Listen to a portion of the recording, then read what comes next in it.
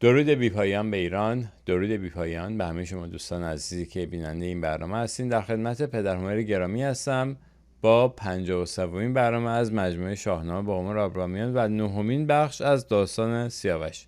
میریم پیش پدر هومر. هومر جان درود بر شما. با درود و آفرین به روان و فروهر فردوسی بزرگ. ابر سخنسرایی که شاهنامه اش همچون ستون استواری کاخ ورجاوند بنیاد فرهنگ ایران را جاودانه برپا داشته است و با درود و آفرین بر هممیهنان بسیار ارجمندی که با نشان دادن دلبستگی ژرف خود به شاهنامه می روند تا دریچه های نوینی از دانش را به روی خود بگشایند و با درود و آفرین و سپاس بیکران از گروه سرپرستی و کارگزاران تلویزیون گردآفرید که در پخش و بازپخش این رشته گفتارها از هیچ کوششی دریغ نمی‌ورزند و با درود بر تو افشین بسیار گرامی. پیش از پی گرفتن داستان سیاوش دلم میخواد همینجا این نکته را بگویم که دفتر ادب ایران در سپهر ادبسار جهان چنان خورشیدی است در یک آسمان پرستاره، کهکشانی است پرشکوه و درخشان که گرانمایگی و درخشندگی آن را با هیچ یک از داده‌های ادب جهان برابر نمی‌توان شمرد. در این کهکشان پرفروغ شاهنامه خورشیدی است جهانتاب که زرین پرتوش را بر همه ستارگان و اختران دیگر افشانده و روشنی بخش راه همه سخنسرایان و سخن پردازان خوشپرداز ایرانی شده است. در سپهر فرهنگ و ادب ایران کسی را ایرانی تر از فردوسی نمی‌شناسیم. حافظ با آن چکامه‌های شورانگیزش، سعدی با بوستان و گلستان خوشرنگ و بویش هر دو ایرانی اند، ولی فردوسی از هر دو ایرانی تر است. مولوی بلخی ایرانی است و به پارسی گویی خود میبالد، ولی نه در پارسی گویی و نه در ایرانگرایی هرگز به بلند پایگی فردوسی نمیرسد. نظامی گنجوی با 5 گنج یا خمسه اش زیباترین داستانهای دلدادگی را به پارسی شیرین سروده است، ولی در همسنجی با فردوسی ستاره درخشانی را میماند در برابر خورشید جهانتاب. همچنینند رودکی سمرقندی و عطار نیشابوری و خاقانی شروانی و ناصر خسرو قبادیانی و سنایی و بیشمار سخن پردازان خوشپرداز ایرانی. فردوسی نه تنها در سپهر ادب ایران بلکه در آسمان فرهنگ جهان هم تکدانی است بی همتا که او را با هیچ یک از بزرگان فرهنگ و ادب جهان نمیتوان به همسنجی گذاشت. فردوسی خود به تنهایی کاوه آهنگر است، فریدون است، جمشید است، ایرج است، سیاوش است، کیخسرو است، رستم است، سیمرغ است. فردوسی یک سر و گردن از همه شهریاران شاهنامه اش بلند بالاتر است. سپارش من به فرزندان خوبم، به دختران و پسران نیکسرشتی که امروزه برای بازپسگیری ایرانشان از چنگال بیگانگان ایران ستیز به پا خواسته‌اند این است که بدون شاهنامه رزم با ضحاک زمانه را نیاغازند. شاهنامه کارآمدترین جنگ‌افزار است در این آوردگاه نیک و بد. تنها به نیروی شاهنامه میتوان بر دشمنی خونریز و تبهکار مانند حکومت ننگین دامن اسلامی چیره گشت و درفش سربلند ایران را که بر خاک افتاده است دوباره برافراشت. اکنون بپردازیم به دنباله داستان. تا بدانجا خوانده بودیم که افراسیاب به ایران یورش آورد و سیاوش از پدر خواست که او را به فرماندهی سپاه ایران و نبرد با افراسیاب بگمارد. کیکاووس بیدرنگ درخواست پسر را پذیرفت و رستم را نیز به همراهی او فراخواند. یکی آفرین کرد پرمایه کی که ای نامداران فرخنده پی، مبادا جز از بخت همراهتان، شده تیره دیدار بدخواهتان، به نیک اختر و تندرستی شدن، به پیروزی و شاد باز آمدن. شدن در اینجا یعنی رفتن، به تندرستی رفتن و با پیروزی و فرهی باز آمدن. و از آن جایگه کوس بر پیل بست، به گردان بفرمود و خود برنشست. کوس دارای چمهای گوناگون است. نخست فرو کوفتن، اینها رو میگویم تا جوانانی که آغاز کردن با آموزش شاهنامه اینها رو بدانند.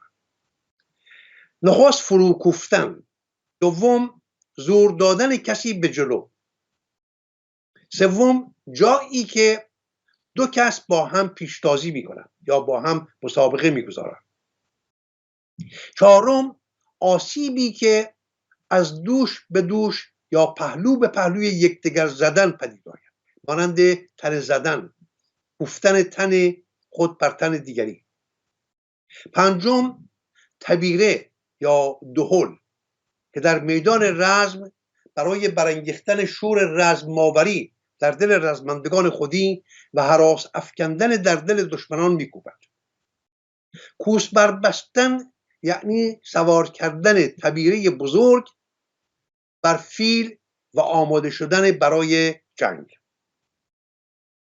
دو دیده پر از آب کاووس شاه، همی بود یک روز با او برا. جدایی سیاوش برای کاووس بسیار سخت می نماید. در دلش آشوبی برپاست از اینکه این نورسیده پاک دل که به گفته خودش هنوز بوی شیر آیدش از دهان را و نبرد با دیوزادی چون افراسیاب میفرستد، در ژرفای دل هراسان است. با سهش‌های پدرانه یک روز از بام تا شام دوشادوش او می رود. شاید می داند که این واپسین دیدار است. شاید با این راه یک روزه با سیاوش رفتن می خواهد رنگ و رخسار سیاوش را و بوی سیاوش را در روان خود نادیده کند. از یک سو شادمان است که یک هماورد جوان مانند سیاوش را از میدان مهرورزی و دلدادگی و از دام تبهکاری های سودابه دور کرده و بی هماورد مانده است. از سوی دیگر سهش های پدرانه مانند اژدهای 7 سر بر دلش چنگ انداختند. این درست است که سیاوش پهلوانی است سربالا و شیرافکن و پرورش یافته در دبستان رستم، ولی این هم درست است که هنوز بوی شیر آیدش از دهان. آموختن شیوه های رزم در دبستان جهان پهلوان چیزی است و کار آزمودگی و پختگی در میدان رزم چیز دیگر. سیاوش تا کنون در میدان رزم نبوده است، آن هم در رزم با سپهسالاری به زشتخویی و نامردمی افراسیاب. کاووس خوب می‌داند که افراسیاب رزماوری است کار آزموده و در ترفندگری و نیرنگ بازی بی همتا. پر پیداست که جوان پاکسرشت و کار نازموده مانند سیاوش از پس چنین اژدهای پرفسون بر نخواهد آمد. آری، سیاوش دلیر است. این را کاووس هم به خوبی می‌داند. گذشتن دلیرانی او از آتش سوزان را به چشم دیده است. ولی در میدان کارزار این تنها دلیری نیست که مایه پیروزی می شود. کارمایه های دیگری مانند کارآزمودگی، خویشتن‌داری، دشمن فریبی و جنگ را با سنجیدگی آغازیدن و پی گرفتن باید تا سرنوشت جنگ را به سود میهن زمینه سازی کند. پس چرا باید فرماندهی سپاهیان ایران در جنگ با دشمنی به دیوخویی و کارآزمودگی افراسیاب را به سیاوش جوان و خام سپرد؟ هرچند که رستم رایزن باشد و رخش را کنار توسن سیاوش بتازد. این نابخردی کاووس است که سیاوش را به کشتارگاه میفرستد و زمینه ساز داستان تلخی می شود که از داستان مرگ سهراب اندوهبارتر است. آیا بخت دیدن دوباره فرزند را خواهد داشت؟ آیا با دست خود نوجوان کارنازمودی خود را به کام مرگ نمیفرستد؟ آیا آغوش گرم سودابه ارزش آن دارد که فرزندی به خورشید گونگی سیاوش را در آتش هوس‌های دبنگانی خود بسوزاند؟ با چنین اندیشه‌های آزاردهنده از بام تا شام دوشادوش پسر برفت. سرانجام مر یکدیگر را کنار گرفتند هر دو چو ابر بهار. ز دیده همی خون فرو ریختند، به زاری خروشی برانگیختند. گواهی همی داد دل در شدن، که دیدار از آن پس نخواهد بودن. هر دو میدانند که این واپسین دیدار است. به راستی چه میتوان گفت به این پدر؟ چه میتوان به این شهریار گفت؟ آیا هر کسی برازنده جایگاه شهریاری است؟ آیا سلطان محمود غزنوی یا دیگر آدم کشان تبهکار مانند شاه اسماعیل یکم، آقا محمد خان قاجار و فرومایگانی مانند شاه سلطان حسین صفوی را میتوان شهریار نامید؟ آیا خامنه ای هم شهریار است؟ شهریار کسی است که با همه دانش و توانش خود به یاری مردم شتابد و خار رنج از پای مردم خود بیرون کشد. ولی کسی که فرزندی مانند سیاوش را در زیر پای هوس‌های اهریمنی خود سر می‌برد، پر پیداست که با مردم بینوا که ما ایم چه خواهد کرد. کاووس آگاهانه به این جدایی دل داده است. بودن سیاوش در تختگاه راهبندی است میان او و سودابه. پس دور شدن سیاوش روزنی از آرامش و خوشکامی پیش روی او میگشاید. این چند رچ را یک بار دیگر با هم نگاه کنیم. سرانجام مر یکدیگر را کنار گرفتند هر دو چو ابر بهار. ز دیده همی خون فرو ریختند، به زاری خروشی برانگیختند. گواهی همی داد دل در شدن، که دیدار از آن پس نخواهد بودن. سرانجام کاووس باز میگردد و سیاوش و رستم به سوی زابلستان میتازند. چنین است کردار گردنده دهر، گهی نوش بار آورد گاه زهر. سوی گاه بنهاد کاووس روی، سیاوش ابا لشکر جنگجوی. سپه را سوی زابلستان کشید، ابا پیلتن سوی دستان کشید. همی بود یک چند با رود و می، به نزدیک دستان فرخنده پی. گهی با تهمتن بودی می به دست، گهی با زواره گزیدی نشست. زواره نام برادر رستم است. گهی شاد بر تخت دستان بودی، گهی در شکار و شبستان بودی. یعنی این راهپیمایی 1 ماهه خیلی هم بر آنها سخت نگذشت. و بارها این نکته را گفته بودیم که ایرانیان بزم و رزم را همواره با هم دارند. به گونه‌ای رزمشان همان بزمشان و بزمشان همان رزمشان است. در اینجا هم اگرچه میروند برای یک رزم بزرگ سرنوشت‌ساز، ولی از بزم نمیمانند. از خوشی، از شکار، از مینوشی، از زمان خود را با یکدیگر گذراندن و زمان را به خوشی و جشن سپری کردن، از این چشم نمی‌پوشند. چو 1 ماه بگذشت لشکر براند، گو پیلتن رفت و دستان بماند. سپاهی برفتند با پهلوان، ز زابل هم از کابل و هندوان. ز هر سو که بد نامور لشکری، بخواند و بیامد به شهر هری. هری همان هرات است. شهری است بزرگ از شهرهای پیشین ایران در خراسان بزرگ، بر دامنه یک کوه بالا بلند و برخوردار از رودهای فراخ بستر و پر آب. شوربختانه امروز پاره‌ای از ایران نیست. بنیادگذاری شهر هرات را در برخی از نوشته‌های کهن در روزگار فرمانروایی خاندان بهمن پسر اسفندیار و در برخی دیگر از بنمایه‌ها زمان پادشاهی فریدون دانستند. یعنی پیش از اینکه تاریخ آغاز بشود، هرات پاره‌ای از تن ایران بود.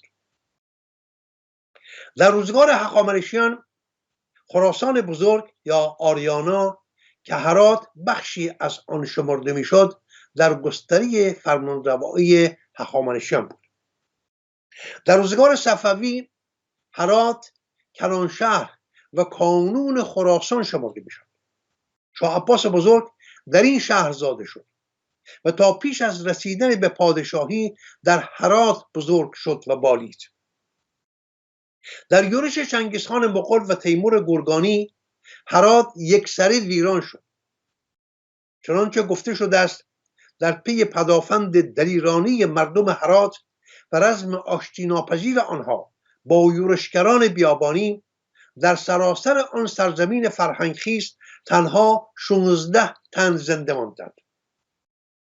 ولی پس از فروکش کشتار و ویرانی مغول در میان 4 شهر بزرگ خراسان، هرات از 3 بخش دیگر یعنی مرو، بلخ و نیشابور پیشی گرفت. همینجا شایان یادآوری می‌دارم که افغانستان یک نام ساختگی است که انگلیسی‌ها در آغاز برای سرزمین‌های پشتون نشین و سپستر برای بخش خاوری خراسان ساختند. این سرزمین در زمانی بیش از 1 سده در چشم سیاستمداران انگلیس کلانترین سپر پاسداری از هندوستان به شمار می‌رفت. پس از پیماننامه ننگین ترکمنچای که روسیه با ساخت و پاخت‌های پنهانی با دولت بهره‌کش انگلیس بخش‌هایی از کافکاس در شمال رود ارس که امروزه با نام جمهوری آذربایجان، جمهوری ارمنستان، جمهوری گرجستان و داغستان شناخته می‌شوند را از پیکر ایران جدا کرد. نگرانی دولت انگلستان و کمپانی هند شرقی از گسترش رخنه روس‌ها در دربار ایران و گمان چشم داشته به دارایی آنها در هند روز به روز فزونی می‌گرفت. پس از پایان تنش میان روسیه و ایران و بسته شدن پیماننامه ننگین گلستان در روز 25 اکتبر سال 1813، به ویژه پس از بسته شدن پیماننامه ننگینتن ترکمنچای در 21 فوریه سال 1828، رخنه دولت روسیه در ایران بیش از پیش فزونی گرفت و نگاه زمامداران ایران به گونه بسیار روشنی به سوی هرات کشیده شد. چیرگی ایران بر افغانستان از دید دولت مردان انگلیس که بر هند فرمان میراندند بسیار هراسانگیز می‌نمود، چرا که نیروی فرمانروایی بر سرزمین‌های خاوری ایران با آسانی می‌توانست با در نوردیدن رشته کوه‌های هندوکش به جنوب قندهار یا جنوب کشمیر دسترسی داشته باشد و خواب از چشم دولت انگلیس برآماید. از این رو به هر بهایی که بود میبایست افغانستان را از دسترس ایران دور می‌داشتند. رهبران روسیه با دو انگیزه خواهان چیرگی دولت ایران بر سرزمین‌های خاوری بودند. نخست اینکه دولت ایران در برابر سرزمین‌هایی که در شمال و باختر از دست داده بود بر بخش‌های خاوری ایران چیره می‌گشت و آبروی از دست رفته را تا اندازه‌ای باز می‌یافت. و دوم اینکه با همکاری دولت ایران راهبندی در برابر بهره‌کشی‌های انگلستان در هند پدید بیاورد. با چنین آماجی بود که دولت روسیه سیاست برانگیختن ایران به پیشروی به سوی خاور را پشتیبانی می‌کرد. لندن از برنامه‌های محمدشاه قاجار که پیوندهای کارسازی با روسیه برپا کرده بود خرسند نبود، به ویژه که بیم آن داشت که محمدشاه از یارمندی‌های دولت روسیه برای ریشه‌کن ساختن رخنه انگلستان در افغانستان برخوردار کرد. در سالهای آغازین پادشاهی محمدشاه سپاهیان ایران در بازپسگیری هرات که فرمانروای آن با پشتیبانی انگلیسی‌ها یک دولت جداسر پدید آورده بود کوشیدند، ولی کاری از پیش نبردند، چرا که ارتش انگلستان در جزیره خارک نیرو پیاده کرد و به دولت ایران التیماتوم داد که چنانچه در بازپسگیری هرات پای بورزد به ایران لشکر خواهد کشید.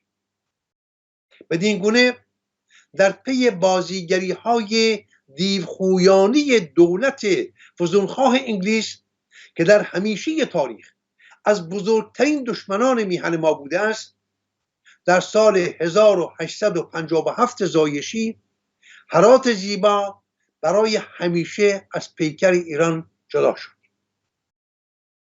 شاید من و افشین در ویژه برنامه‌ای به داستان غمبار تبهکاری‌های دو دولت روس و انگلیس و بازی‌های شرم‌آوری که در ایران انجام دادند و هنوز هم انجام می‌دهند بپردازیم.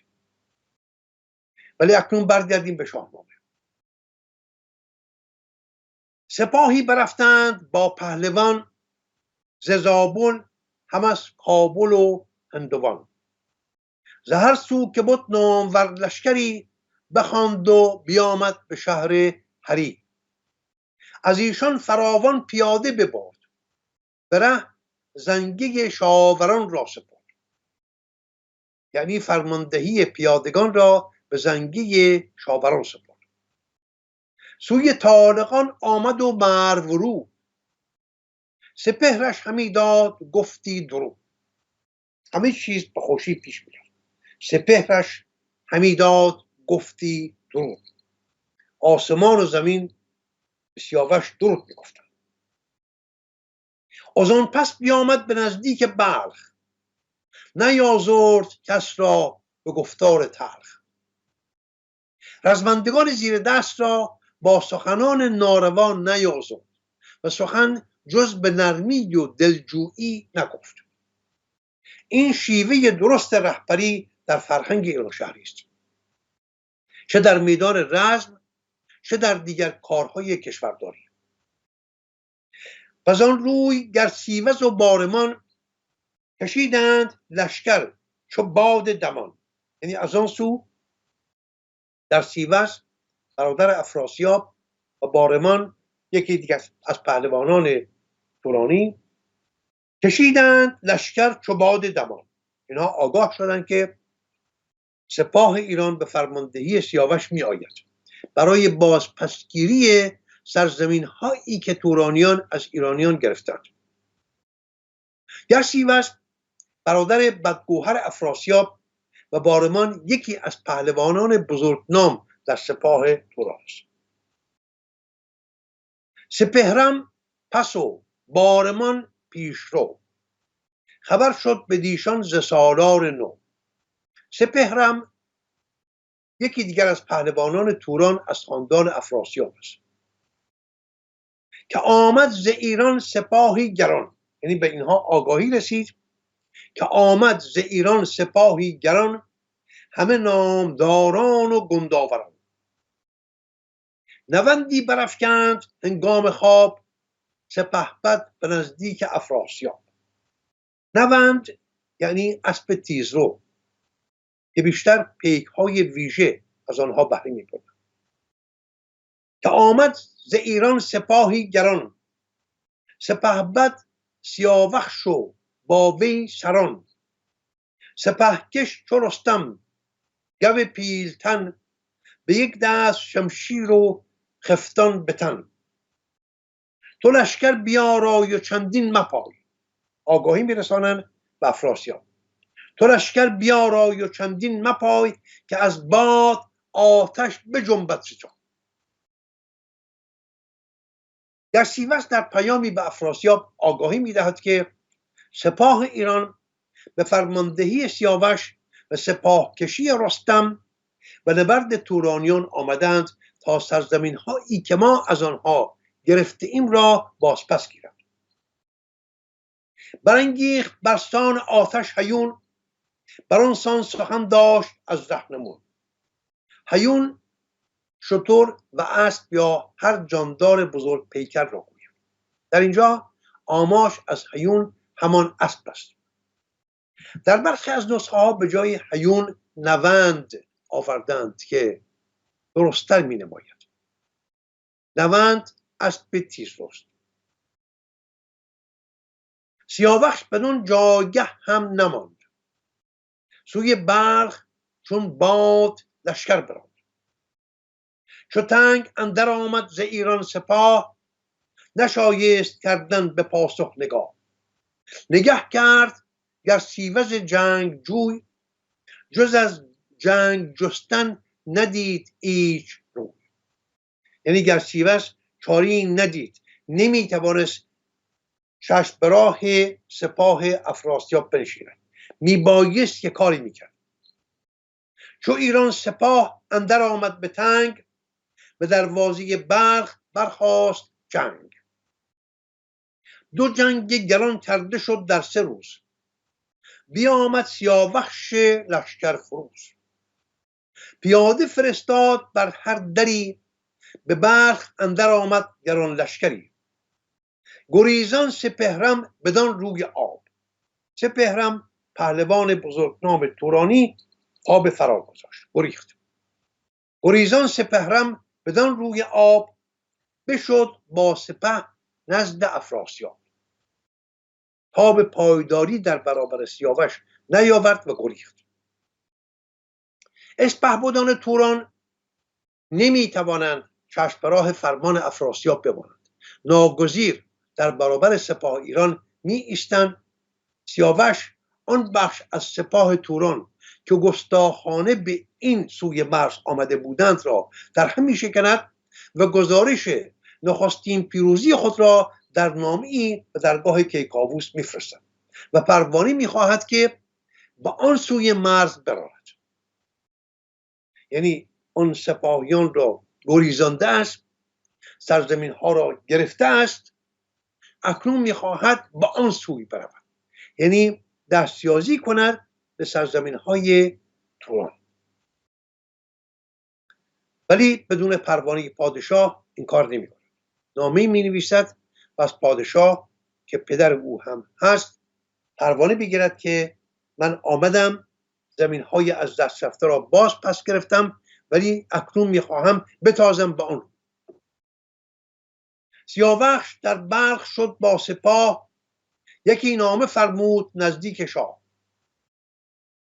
نوشتند نامه به مشک و عبیر، چنان چون سزاوار بود بر حریر. نخست آفرین کرد بر دادگر، کزوی است نیرو و فر و هنر. خداوند خورشید و گردنده ماه، پرازنده تاج و تخت و کلاه. فرازنده یعنی بالا برنده، فرابرنده، برتری دهنده. کسی را که خواهد برآرد بلند، دگر را کند سوگوار و نژند. نژند یعنی غمگین، افسرده. چرا نه به فرمان او در نه چون، خرد کرد باید بدین رهنمون. یعنی چون چرا نمیپذیرد. از آن دادگر کو جهان آفرید، ابا آشکارا نهان آفرید. همه آفرین باد بر شهریار. اینها همه پیشگفتار نامی است که می نویسد به پیشگاه پدر یا به پیشگاه شهریار. همه آفرین باد بر شهریار. ببینید در اینجا آن پیوند پدر و پسری را کنار میگذارد. سربازی است در پیشگاه شهریار. فرمانده سپاه است، باید به فرمانده خود گزارش کند. از برنامه شهریار بهره میگیرد نه پدر. نمیگوید پدر عزیزم. همه آفرین باد بر شهریار. جایگاه خود را میداند، جایگاه شهریار را هم میداند. پیوند خانوادگی جدا، در اینجا پیوند دیگری است. او یک فرمانده سپاه است، باید خویشکاری خود در پیشگاه شهریار، در برابر شهریار و در برابر ملت ایران بداند. همه آفرین باد بر شهریار، همه نیکویی باد فرجام کار. به بلخ آمدم شاد و پیروز بخت، به فرد جهاندار با تاج و تخت. یعنی اگر من تا اینجا با پیروزی آمدم، در پرتو فر و شکوه پادشاهی شماست که من این همه پیروزی به دست آوردم. 3 روز اندر این جنگ شد روزگار، 4م ببخشود پروردگار. سپهرم به ترمت شد و بارمان، به کردار ناوک بجست از کمان. گریختم، سپهرم و ترمت گریختم، به کردار ناوک بجست از کمان. ترمت از شهرهای بزرگ در سوی راست آمودریا یا رود جیهون است و ناوک یعنی پیکان. کنون تا به آمو سپاه من است. آمو همون آمودریا یا رود جیهون. کنون تا به آمو سپاه من است. جهان زیر فرد کلاه من است. چنانچه گفتم آمو یا آمودریا همون رود جیهون و اینکه میگوید جهان زیر فرد کلاه من است، یعنی تا اینجا کارها برابر خواست و آهنگ من پیش رفته و چیرگی از آن من است. بسغد است با لشکر افراسیاب، سپاه و سپهبد بر این روی آب. گریدون که فرمان دهد شهریار، سپه بگذرانم کنم کارزار. چنانچه گفتم تا اینجا آمدیم، همه سرزمین های از دست رفته را بازپس گرفتیم. اکنون من این روی آب هستم و افراسیاب آن سوی آب. آب همون آمودریا. ولی نمیگذرم از آب بی پروانه پادشاه. آیا پروانه میدهید که من بگذرم بروم آن سوی؟ سغد هم نام یکی از تبارهای ایرانی در آسیای میانه بود که در میان درود آمودریا و سیردریا یک شهرگانی بزرگ پدید آورد. مرزهای این سرزمین امروزه در کشورهای تاجیکستان، خاور ازبکستان، باختر قرقیزستان و جنوب قزاقستان شناخته می شود. ایرانیان باستان سغد را پس از ایرانویج دومین سرزمین باشکوهی می دانستند که اهورامزدا آفریده بود. از زمان روی کار آمدن کوروش بزرگ این سرزمین بخشی از فرمانرو ایران شمرده می شد. در سنگ‌نوشته‌های هخامنشی از سغد با نام 8مین سرزمین یاد شده است. امروزه سغد برابر با استانهای سمرقند و بخارا در ازبکستان و استان سغد در تاجیکستان است. سمرقند را هم سمرقند نگویید و ننویسید. این نام پارسی است، نباید با قاف تازی گفته یا نوشته شود. زبان سغدی یکی از زبانهای ایران خاوری بود و مانند یک زبان میانجی در آسیای میانه و راه ابریشم میان ایرانیان و چینیان به کار می‌رفت. امروزه این زبان کاربردی ندارد. چون نامه بر شاه ایران رسید، سر تاج و تختش به کیوان رسید. به یزدان پناهید و زو جست بخت، بدان تا به بار آیدان نو درخت. کیکاووس از دریافت نامه بسیار شادمان است. به شادی یکی نامه پاسخ نوشت، چو روشن بهار و چو خرم بهشت. که از آفریننده هور و ماه، جهاندار و بخشنده تاج و گاه. تو را جاودان شادمان باد دل، ز درد و ز غم گشته آزاد دل. همیشه به پیروزی و فرهی، کلاه بزرگی و تاج مهی. سپهبردی و جنگ را خواستی، که بخت و هنر داری و راستی. همی از لبت شیر بوید هنوز، که زد بر کمان تو از جنگ توز. توز پشت درخت خدنگ است که برای سخت شدن به کمان و به زین می‌بندند. میخواهد بگوید با آنکه هنوز دهانت بوی شیر میدهد و به مردی و رسایی نرسیده ایم، ولی کمان تو برای جنگیدن به پوست درخت توز آراسته شد تا دشمن از میهن دور بداری. همیشه هنرمند بادا تنت، رسیده به کام دل روشنت.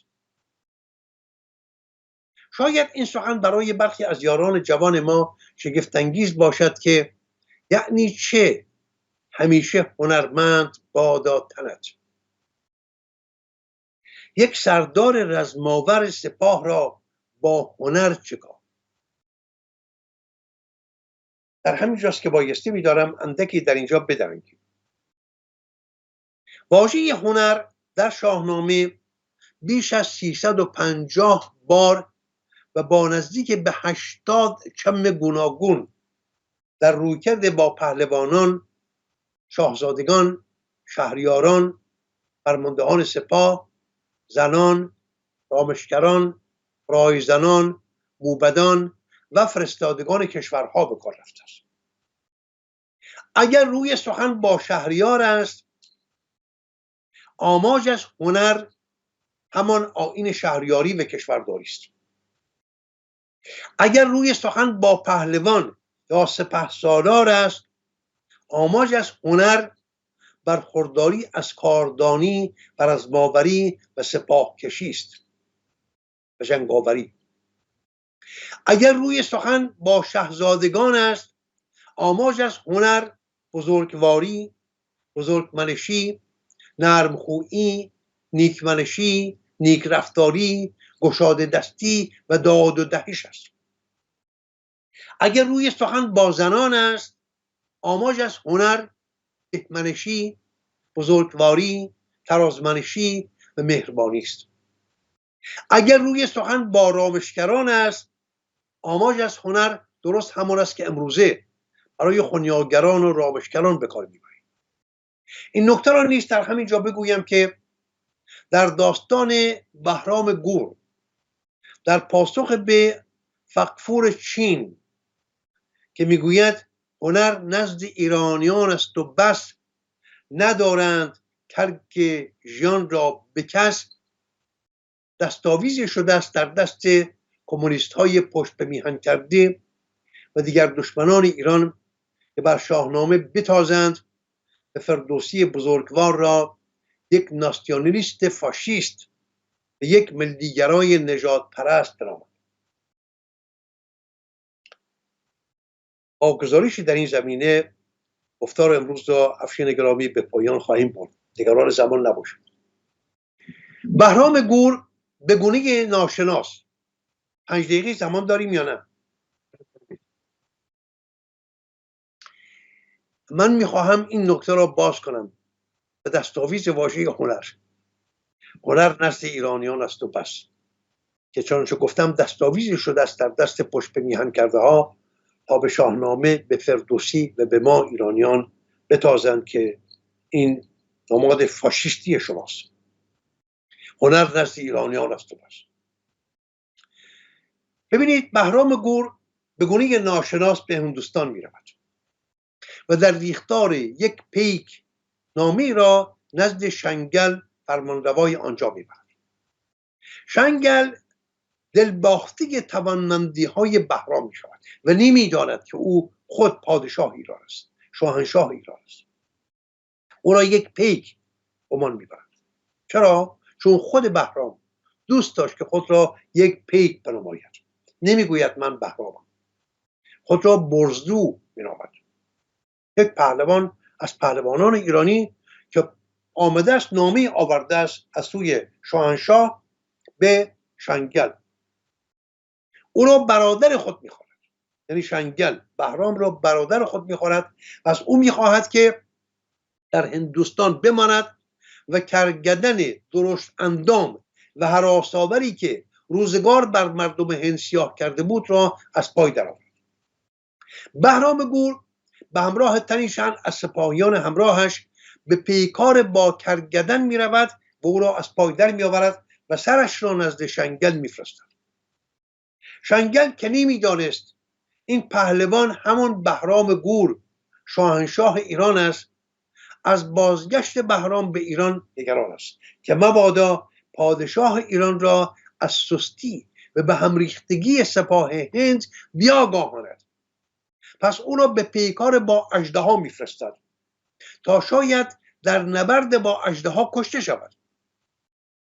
بهرام اژدها را نیز میکشد و سرش را نزد شنگل میفرستد.